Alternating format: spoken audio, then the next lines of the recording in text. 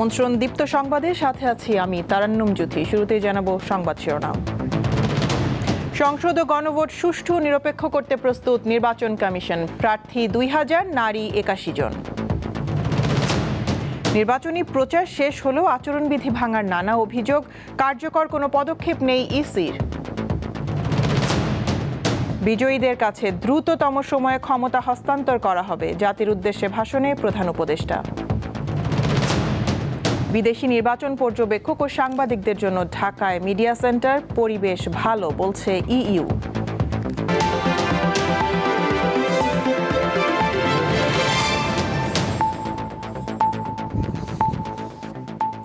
ত্রয়োদশ জাতীয় সংসদ নির্বাচন ও গণভোট অবাধ, সুষ্ঠু, নিরপেক্ষ করতে প্রয়োজনীয় প্রস্তুতি গ্রহণ করেছে নির্বাচন কমিশন। আগামীকাল সন্ধ্যার মধ্যে নির্বাচন সামগ্রী প্রতিটি ভোট কেন্দ্রে পৌঁছে যাবে বলে জানিয়েছেন নির্বাচন কমিশনার আবুল ফজল মোহাম্মদ সানাউল্লাহ। মঙ্গলবার সংবাদ সম্মেলনে তিনি আরও বলেন, এবার 50টি রাজনৈতিক দল ও স্বতন্ত্র প্রার্থী সহ মোট 2028 জন প্রতিদ্বন্দ্বিতা করছেন, যার মধ্যে নারী 81 জন। জাতীয় নির্বাচনের আর মাত্র একদিন বাকি। শেষ মুহূর্তে ভোটের চূড়ান্ত প্রস্তুতি সম্পর্কে জানাতে মঙ্গলবার সংবাদ সম্মেলন করে নির্বাচন কমিশন। এতে জানানো হয়, এবারের নির্বাচনে 299টি সংসদীয় আসনে 50টি রাজনৈতিক দল ও স্বতন্ত্র প্রার্থী সহ মোট 2028 জন প্রতিদ্বন্দ্বিতা করছেন, যার মধ্যে নারী আছেন 81 জন। নির্বাচন সুষ্ঠু ও উৎসব মুখর করতে মাঠ পর্যায়ে নেওয়া হয়েছে কড়া নিরাপত্তা ব্যবস্থা। সারা দেশে প্রায় 9,58,000 আইন শৃঙ্খলা রক্ষাকারী বাহিনীর সদস্য ডিপ্লয় হয়েছে। আইন শৃঙ্খলা রক্ষার্থে প্রথমবারের মতো এবার আনম্যান্ড এরিয়াল ভেহিকেল ব্যবহার করা হচ্ছে, ড্রোন ব্যবহার করা হচ্ছে, বডি অন ক্যামেরা ব্যবহার করা হচ্ছে। এর পাশাপাশি কেন্দ্রগুলোতে নজরদারি নিশ্চিত করার জন্য 90 ভাগের বেশি কেন্দ্রে, প্রায় 100 কাছাকাছি সিসিটিভি ক্যামেরা স্থাপন করা হয়েছে। তিনি বলেন, দেশের মোট 42,659টি কেন্দ্রে সশরীরে ভোট গ্রহণ অনুষ্ঠিত হবে। এর মধ্যে 50% কেন্দ্রই ঝুঁকিপূর্ণ। এবার মোট ভোটার 12,77,00,000-এর বেশি। পোস্টাল ভোট গণনা করা হবে 299টি কেন্দ্রে।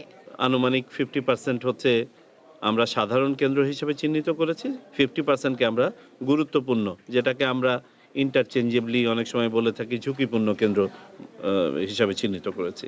গণভোট ও সংসদ নির্বাচনের ফল একই সাথে ঘোষণা করা হবে জানিয়ে তিনি বলেন, বেশিরভাগ ফল মধ্যরাতের মধ্যে পাওয়া যাবে।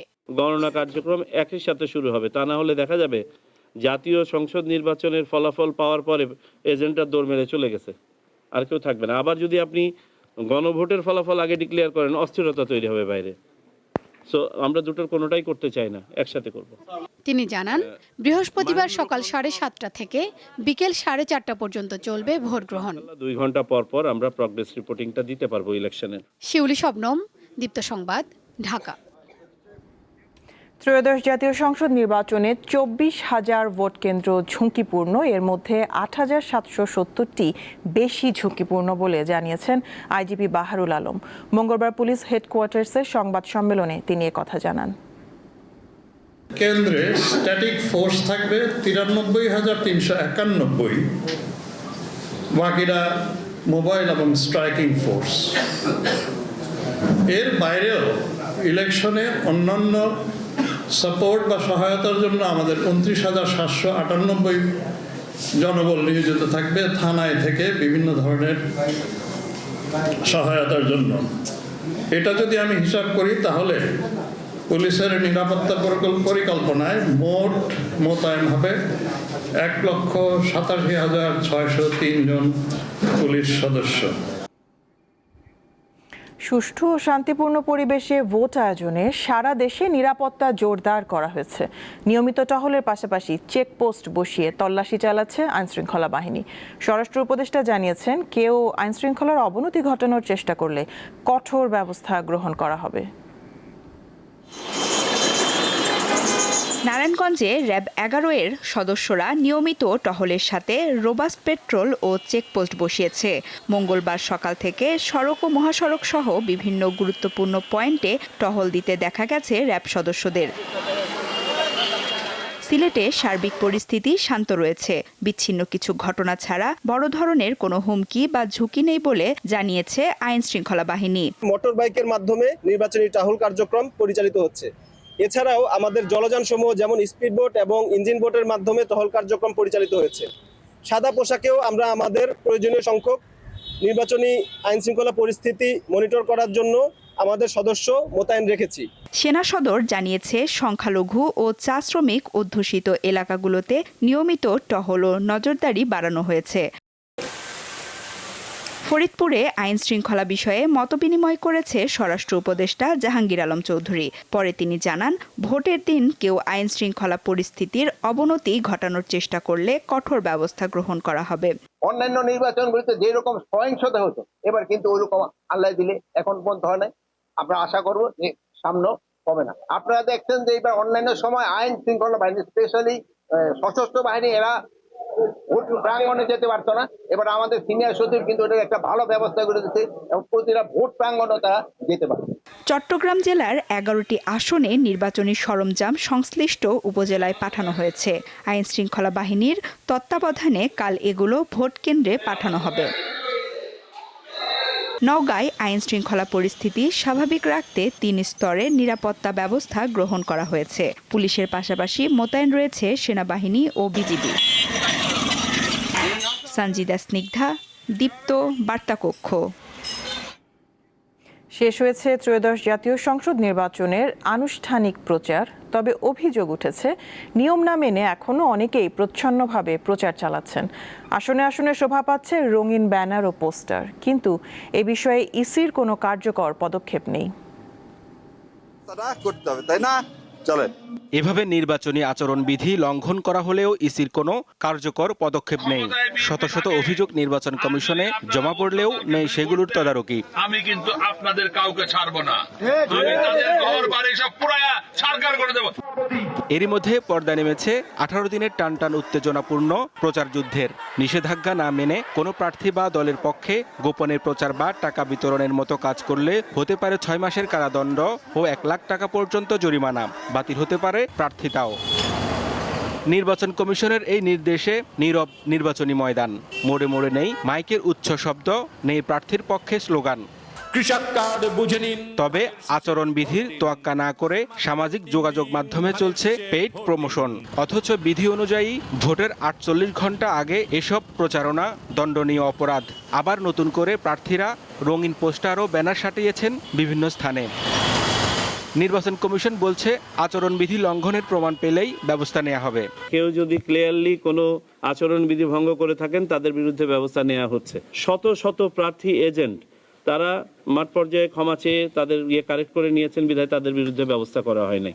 সো এটা কন্টিনিউয়াস প্রসেস। রিটার্নিং অফিসাররা যেখানে যে ধরনের পরিস্থিতি উদ্রেক হচ্ছে, কারো একটা ফেসবুকের একটা পোস্ট দেখে আমি মনে হয় কোনো কনক্লুসিভ কমেন্ট করতে পারবো না। উৎসবের আমেজ থাকলেও অনেক সাধারণ ভোটারের মাঝে কাজ করছে অদৃশ্য আতঙ্ক। এই বয়সে আমি অনেক নির্বাচন দেখেছি। আমি চাই যে সুন্দর সুষ্ঠুভাবে নির্বাচন হোক এবং আমরা যেন সুন্দরভাবে ভোট দিয়ে আসতে পারি। সুন্দর শান্ত পরিবেশ, সুন্দরভাবে ভোট হোক, এটাই চাচ্ছি আর কি। সামনে যে সরকার আসবে, জনগণের সরকার হোক, ভালো কাজ করুক। আমার প্রত্যাশা এটুকুই, যেন কোনো রকম ঝামেলা ছাড়াই সুন্দর একটা ভোট হয় এবং আমরা চাই জনগণের সরকার প্রতিষ্ঠিত হোক।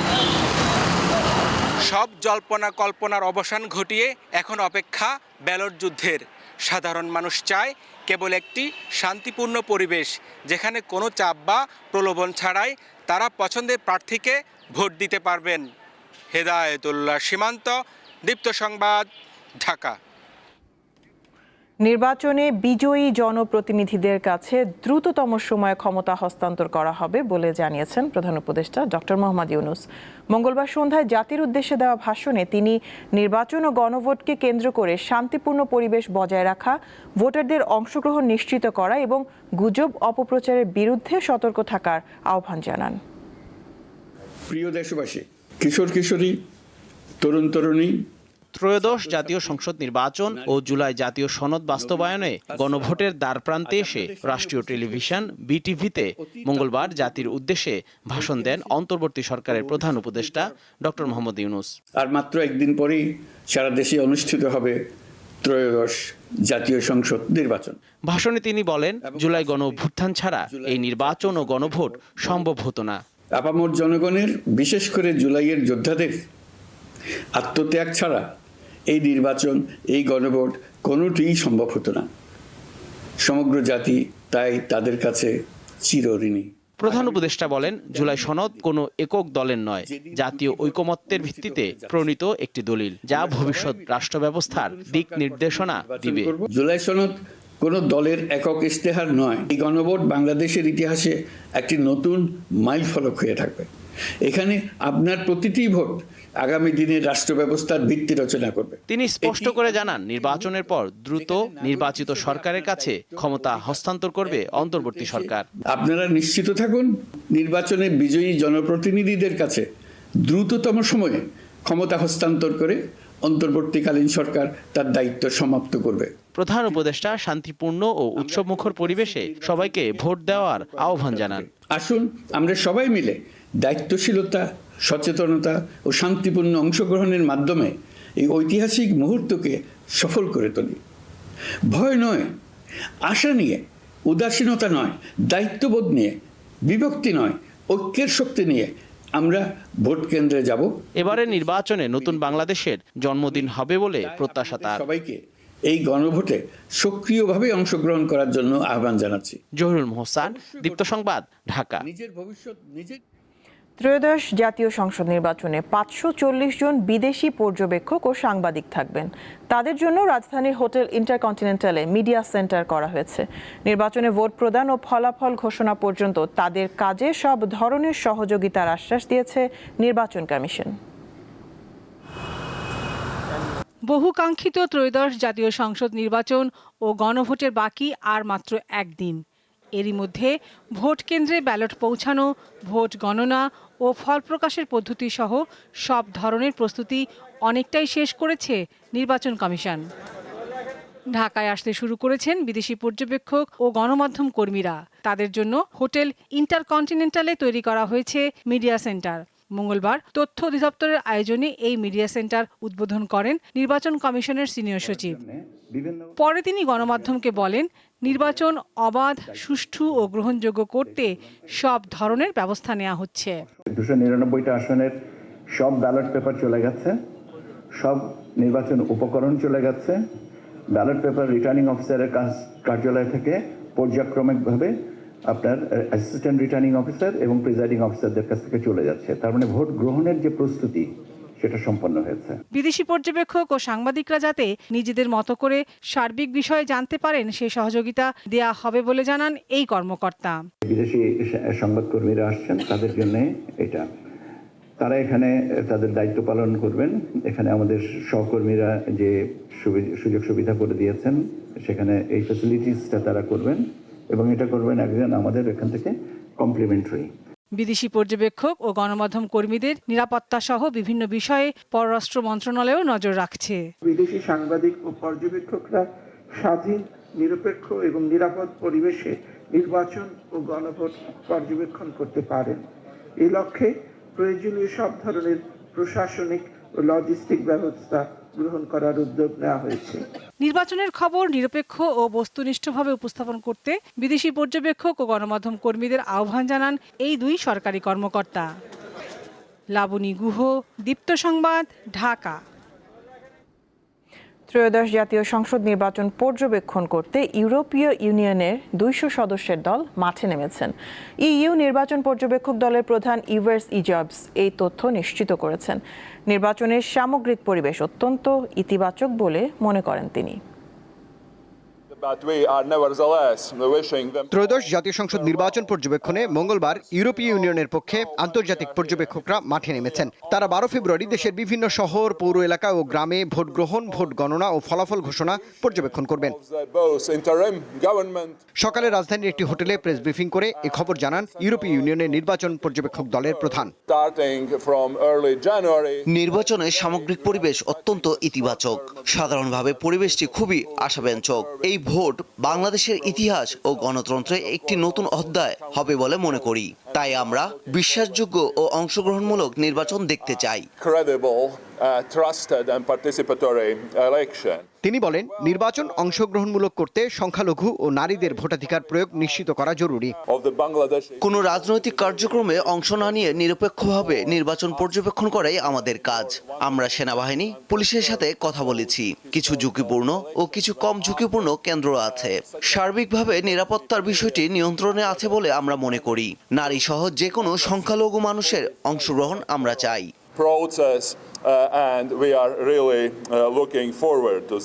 ইউরোপীয় ইউনিয়নের 27টি সদস্য রাষ্ট্রের পাশাপাশি কানাডা, নরওয়ে ও সুইজারল্যান্ড থেকেও নির্বাচন পর্যবেক্ষকরা এরই মধ্যে বাংলাদেশে এসেছেন।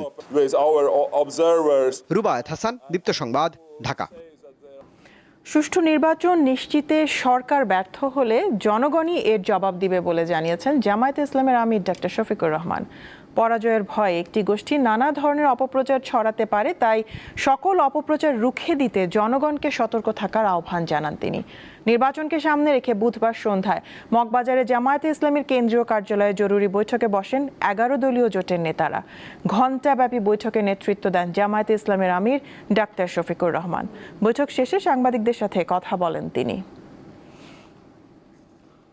যারা পরাজয়ের ভয়ে ভীত সন্ত্রস্ত, যে কোনো পক্ষ যে কোনো কাজ এই ধরনের করতে পারে, মিথ্যা অপবাদ ছড়াতে পারে ভয়ভীতি সৃষ্টির জন্য, আতঙ্ক সৃষ্টির জন্য, কিন্তু না, সব কিছুকে জয় করেই ইনশাআল্লাহ আপনারা সেদিন আপনাদের ভোটাধিকার প্রয়োগ করবেন এবং ভোটের রেজাল্ট হাতে না নিয়ে আপনারা কেউ ফিরবেন না। শৃঙ্খলা বিধানের দায়িত্ব যে বাহিনীগুলোর আছে তারা যেন তাদের দায়িত্বটা নিষ্ঠার সাথে পালন করে, তাহলে জনগণকে আর কিছু করা লাগবে না। কিন্তু কেউ যদি ব্যর্থ হয় জনগণ বসে থাকবে না, জনগণ তার দায়িত্ব ঠিকই পালন করবে এবং সুষ্ঠু ভোট আদায় করে ছাড়বে ইনশাআল্লাহ। একটি দলের পক্ষে ভোটারদের নগদ টাকা দেওয়া হচ্ছে বলে নির্বাচন কমিশনে অভিযোগ করেছে বিএনপি। সব অনিয়ম বন্ধে কমিশনকে আরও কঠোর হওয়ার দাবি জানিয়েছে দলটি। মঙ্গলবার বিকালে প্রধান নির্বাচন কমিশনারের সাথে বৈঠক শেষে বিএনপি নির্বাচন পরিচালনা কমিটির চেয়ারম্যান নজরুল ইসলাম খান এসব কথা জানান। তিনি অভিযোগ করেন, এখন দেশে নারীদের জন্য বিপুল পরিমাণে বিশেষ পোশাক বানানো হচ্ছে, ব্যালট ও সিল বানানো হচ্ছে। ইসিতে এইসব অভিযোগ দিয়েছে বিএনপি। তিনি জানান, ব্যালট বাক্স নির্বাচনের দিন সকালে ভোট কেন্দ্রে পৌঁছালে ভালো হতো। ভোটারদের নগদ টাকা দিচ্ছেন, এই ধরনের ব্যাপারগুলি এক ধরনের চ্যালেঞ্জিং ব্যাপার। নির্বাচন কমিশন বিষয়টাকে তাদের দৃষ্টিতে কিভাবে দেখেন আমরা জানতে চেয়েছি। ওনারা বলেছেন যে এই ব্যাপারে আইনানুগ ব্যবস্থা তারা নিচ্ছেন। আমরা দাবি করেছি যে ব্যালট বাক্স প্রিজাইডিং অফিসারের ওখানে থাকবে না, ব্যালট বাক্স যেন এজেন্টদের সামনে প্রকাশ্য জায়গায় থাকে। জাতীয় নির্বাচন উপলক্ষে 4 দিনের ছুটি পাওয়ায় কর্মস্থল ছেড়ে গ্রামের বাড়ি যাচ্ছেন অসংখ্য মানুষ। অতিরিক্ত মানুষের চাপে বাড়ে যানবাহনের সংখ্যা, ফলে যানজটে দুর্ভোগে পড়তে হয় ঘরমুখী যাত্রীদের। অতিরিক্ত ভাড়া আদায়ের অভিযোগে সড়ক অবরোধ করেন শ্রমজীবী মানুষ। মঙ্গলবার ভোর থেকে রাজধানী ঢাকার সাথে সংযুক্ত সড়কগুলোতে ঘরমুখো মানুষের ভিড় দেখা যায়। একই সঙ্গে বিপুল সংখ্যক মানুষ বের হওয়ায় ঢাকা টাঙ্গাইল ও ঢাকা ময়মনসিংহ মহাসড়কে যানবাহনের চাপ কয়েক গুণ বেড়ে যায়। এতে যানজট সৃষ্টি হয়। গাজীপুরের চন্দ্রা, মৌচাক ও কোনাবাড়ি এলাকায় দীর্ঘ সারিতে দাঁড়িয়ে থাকতে দেখা যায় বাস, ট্রাক, প্রাইভেট কার সহ বিভিন্ন যানবাহন। এতে দুর্ভোগে পড়েন ঘরমুখো যাত্রীরা। অনেকদিন পর একটা সুস্থ পরিবেশে ভোট হবে এরকম আমরা নিশ্চয়তা নিয়ে ঢাকা ছাড়ছি, বাড়ির উদ্দেশ্যে যাচ্ছি। 4 দিনের ছুটি পেয়েছি, যার কারণে প্রথম ভোট দিতেই হবে। আমি 1 ঘন্টা লেট করেছিলাম, ওইখানে দাঁড়াইছিলাম, আমি গাড়ি পাইতেছিলাম না, পরে আমি ভেঙে আসলাম। 20 টাকার ভাড়া, 100 টাকা। পর্যাপ্ত ভাড়া যেটা ফিক্সড করা তার থেকে অনেক বেশি ভাড়া নিচ্ছে। সুযোগ বুঝে যাত্রীদের কাছ থেকে অতিরিক্ত বাস ভাড়া আদায় শুরু করেন বাস শ্রমিকরা। প্রতিবাদে নবীনগর, চন্দ্রা মহাসড়ক অবরোধ করেন পোশাক শ্রমিক ও ঘরমুখো মানুষ। সকাল 8টার দিকে নবীনগর চন্দ্রা সড়কের আশুলিয়া বাইপাইল এলাকায় এ অবরোধ করেন তারা। আইন শৃঙ্খলা বাহিনীর আশ্বাসে সকাল 9:30টার দিকে সড়ক থেকে সরে যান অবরোধকারীরা। গাড়ি অনেক ভাড়া, বাচ্চা নিয়ে দাঁড়াচ্ছি, তারপরে আনন্দ লাগতেছে ঈদের মতো। জামালপুরে ভাড়া হলো 300 টাকা, আজ ভাড়া নিতেছে 1000 টাকা। এই 700 টাকা কে দিবে? কোম্পানি আমাদেরকে বোনাস দিছে না, সরকারি আমাদেরকে টাকা দিছে যে আমরা ভোট দিবার যাইতেছে, আমাদের সরকারি টাকা দিছে, আমরা যত ভাড়া তত আমরা দিয়ে চলে যাবো। অতিরিক্ত ভাড়া আদায় করতে না পারে কোনো যাতে, সেজন্য আমরা আমাদের অভিযান অব্যাহত থাকবে। বিভিন্ন রুটের ট্রেনেও দেখা যায় ঘরমুখো মানুষের ভিড়। টিকিট না পেয়ে অনেকেই ট্রেনে দাঁড়িয়ে থাকতে দেখা যায়। নির্বাচন উপলক্ষে শিল্পাঞ্চলের বিভিন্ন প্রতিষ্ঠানে শ্রমিক ও কর্মচারীদের জন্য 10 ফেব্রুয়ারি সাধারণ ছুটি ঘোষণা করে শ্রম ও কর্মসংস্থান মন্ত্রণালয়। এর ফলে 10, 11 ও 12 ফেব্রুয়ারি 3 দিন ছুটি থাকবে শিল্প কারখানা। ভোটের পর দিন শুক্রবার সাপ্তাহিক ছুটি আছে, ফলে নির্বাচন উপলক্ষে টানা 4 দিন ছুটি থাকছে। সাদিয়া চৌধুরী, দীপ্ত, বার্তা কক্ষ। সালমান এফ রহমান ও আনিসুল হকের বিরুদ্ধে জুলাই হত্যাযজ্ঞে মানবতা বিরোধী অপরাধের অকাট্য প্রমাণ রয়েছে বলে জানিয়েছেন চিফ প্রসিকিউটর মোহাম্মদ তাজুল ইসলাম। মঙ্গলবার আন্তর্জাতিক অপরাধ ট্রাইব্যুনাল 1-এ এই মামলার সূচনা বক্তব্য উপস্থাপনের সময় তিনি আদালতকে এই কথা জানান। আগামী 22 ফেব্রুয়ারি এই মামলায় সাক্ষ্য গ্রহণ শুরুর জন্য দিন ঠিক করেছে আদালত। গত 12 জানুয়ারি আনিসুল হক ও সালমান এফ রহমানের বিরুদ্ধে অভিযোগ গঠনের আদেশ দেয় ট্রাইব্যুনাল 1। তাদের বিরুদ্ধে প্রসিকিউশন জুলাই গণঅভ্যুত্থানের সময় হত্যার নির্দেশ সহ 5টি অভিযোগ এনেছে। কারফিউ জারির ব্যাপারে সালমান এফ রহমান এবং আনিসুল হকের সালা পরামর্শ, তারা যে পরামর্শ দিয়েছেন তার প্রেক্ষিতেই কারফিউ জারি হয়েছে। শুট অ্যাট সাইট, যে দেখামাত্র গুলি করার যে নির্দেশ, সেই পরিকল্পনা বাস্তবায়নও কিন্তু তাদের পরামর্শেই হয়েছে। তাদের বিরুদ্ধে যে সমস্ত digital evidence, documentary evidence, live evidence যেগুলো যা কিছু আছে সব কিছু উপস্থাপনের মাধ্যমে তারা যে অপরাধ জুলাই আগস্টে করেছেন সেটি প্রসিকিউশন পক্ষ অকাট্যভাবে প্রমাণ করতে সক্ষম হবেন ইনশাল্লাহ। যুক্তরাষ্ট্রের সঙ্গে স্বাক্ষরিত বাণিজ্য চুক্তির ফলে বাংলাদেশ 85 থেকে 86% পণ্যে শূন্য শুল্ক সুবিধা পাবে বলে জানিয়েছেন বাণিজ্য উপদেষ্টা শেখ বশিরউদ্দিন। মঙ্গলবার সচিবালয়ের সংবাদ সম্মেলনে তিনি এই কথা জানান। চুক্তি থেকে বেরিয়ে আসার সুযোগ আছে বলেও জানান বাণিজ্য উপদেষ্টা। বাংলাদেশ থেকে বছরে 1 লাখ কোটি টাকারও বেশি রপ্তানি হয় যুক্তরাষ্ট্রের বাজারে। ফলে এই বাজার অত্যন্ত সংবেদনশীল এবং গুরুত্বপূর্ণ বলে জানিয়েছেন বাণিজ্য উপদেষ্টা শেখ বশিরউদ্দিন। মঙ্গলবার সচিবালয়ে ব্রিফিংয়ে একথা বলেন তিনি। এখানে আমাদের দুটো খুব বড় ধরনের অর্জন আছে। একটা অর্জন হচ্ছে আমরা 20 থেকে 19-এ নিয়ে এসেছি। দ্বিতীয় হচ্ছে আমাদের সকল রপ্তানি পণ্যের প্রায় 86% হচ্ছে গার্মেন্টস। এই গার্মেন্টসে যদি যুক্তরাষ্ট্রের তুলো ব্যবহার করি, সেই তুলো দ্বারা প্রস্তুতকৃত যে গার্মেন্টস আছে সেই গার্মেন্টস যুক্তরাষ্ট্রের বাজারে শূন্য রেসিপ্রোকাল ট্যারিফে যুক্তরাষ্ট্রের বাজারে প্রবেশাধিকার পাবে। তিনি বলেন, গার্মেন্টস সেক্টরে যুক্তরাষ্ট্রের তুলা ব্যবহার করলে অনেক সুবিধা মিলবে। আমাদের 85 বা 86% এক্সপোর্টের উপরে আমাদের শূন্য শুল্ক শূন্য, এবং 14 থেকে 15% রপ্তানির উপরে শুল্ক হবে 19%। ইন সিম্পল টার্মস আমরা বলি। এবং আমরা উভয় দেশই এই চুক্তির মধ্যে আমাদের এই শর্তযুক্ত আছে, যদি প্রয়োজন হয় আমরা একটা অ্যাপ্রোপ্রিয়েট নোটিশ দিয়ে এই চুক্তি থেকে আমরা বের হয়ে আসতে পারব। বাণিজ্য উপদেষ্টা বলেন, পরবর্তী সরকার উপযুক্ত মনে না করলে এই চুক্তি থেকে বেরিয়ে আসা যাবে। সংসদ নির্বাচনের মাধ্যমে নতুন সরকার গঠনের পরপরই নিজের কর্মক্ষেত্রে ফিরে যাবেন বলেও জানান তিনি। আশা করি আপনারা আমাকে ভুলে যাবেন এবং মাফ করে দিবেন। দীপ্ত, বার্তা কক্ষ। আগামী মাসে রূপপুর পারমাণবিক বিদ্যুৎ কেন্দ্র থেকে 300 মেগাওয়াট বিদ্যুৎ জাতীয় গ্রিডে যোগ হবে বলে জানিয়েছেন বিদ্যুৎ উপদেষ্টা ফজলুল কবির খান।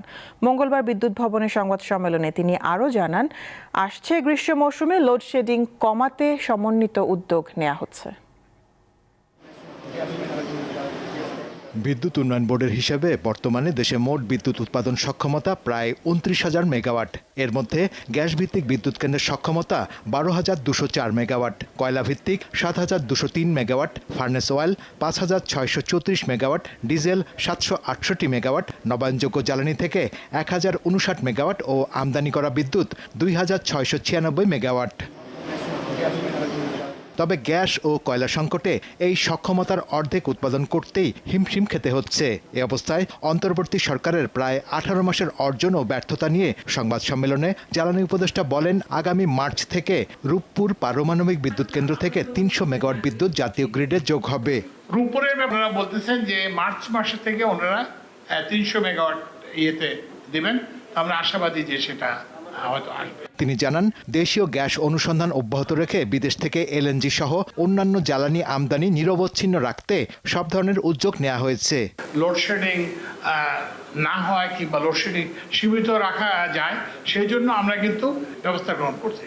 এছাড়া নবায়নযোগ্য জ্বালানির ব্যবহার বৃদ্ধি সহ দেশের জ্বালানি পরিস্থিতির উন্নয়নে বিভিন্ন উদ্যোগ গ্রহণের কথাও জানায় বিদ্যুৎ ও জ্বালানি বিভাগ। চেষ্টা করে যাচ্ছে আরো কমানোর জন্য। শাহরিয়ার ইমন, দীপ্ত সংবাদ, ঢাকা। শেষ করব দীপ্ত সংবাদ শিরোনামগুলো জানাবো আরো একবার। সংসদ ও গণভোট সুষ্ঠু ও নিরপেক্ষ করতে প্রস্তুত নির্বাচন কমিশন, প্রার্থী 2000, নারী 81 জন। নির্বাচনী প্রচার শেষ হলেও আচরণবিধি ভাঙার নানা অভিযোগ, কার্যকর কোনো পদক্ষেপ নেই ইসির। বিজয়ীদের কাছে দ্রুততম সময়ে ক্ষমতা হস্তান্তর করা হবে, জাতির উদ্দেশ্যে ভাষণে প্রধান উপদেষ্টা। বিদেশি নির্বাচন পর্যবেক্ষক ও সাংবাদিকদের জন্য ঢাকায় মিডিয়া সেন্টার, পরিবেশ ভালো বলছে ইইউ। এ ছিল এখনকার মতন। আমি তারান্নুম জুথি বিদায় নিচ্ছি। দর্শক, আরও তথ্য বিনোদনের সংবাদ জানতে যুক্ত থাকুন দীপ্ত টিভির ডিজিটাল প্ল্যাটফর্মগুলোতে। এতক্ষণ সাথে থাকার জন্য ধন্যবাদ সবাইকে।